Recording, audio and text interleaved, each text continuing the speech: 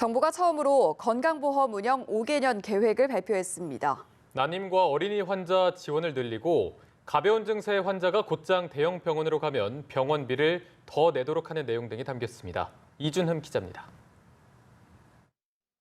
정부는 오는 7월부터 난임 치료에 연령 제한 없이 건강보험을 적용하고 적용 횟수도 시술별로 2차례에서 3차례 늘립니다.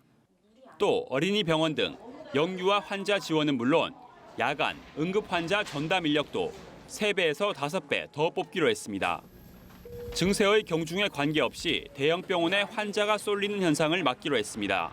이를 위해 경증 환자가 동네 의원을 거치지 않고 곧장 대형 병원으로 가면 전체 병원비에서 환자가 내야 할 금액인 본인 부담률을 높일 계획입니다. 건강보험 종합계획을 통해 6조 4,500억 원가량을 추가 투입하면 보장성 강화 대책 전체 예산만 41조 5,800억 원까지 늘어납니다.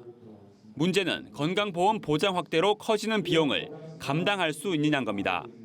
건보 재정이 적자로 돌아선 지난해에도 63조 원 넘게 썼는데 9년 뒤엔 지출이 2배 넘게 늘어날 전망입니다. 손해를 막으려면 보험료와 국고 지원을 늘리는 방법뿐입니다. 우선 보험료율은 종전 연평균 3.2% 인상을 유지하겠다는 게 정부 방침입니다. 직장인 기준 월 4,000원 수준입니다.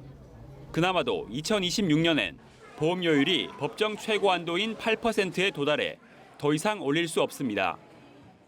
보험료도 어쨌든 임기 내에는 올리지 않는다는 얘기거든요. 국고 지원도 지금 제대로 이루어지지 못하고 있고 그런데 들어오는 게 없는 건데 뭐 어떻게 보장성 강화를 확대하겠다는 건지.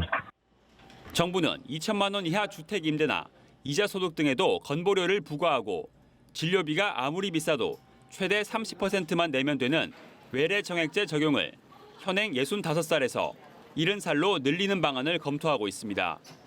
의료 분야에서 노인 연령 기준을 높인 셈인데 일부 더 걷고 덜 줘서 재정을 아끼겠다는 겁니다.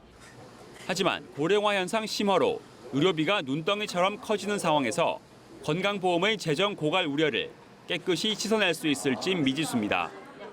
연합뉴스 TV 이준흠입니다.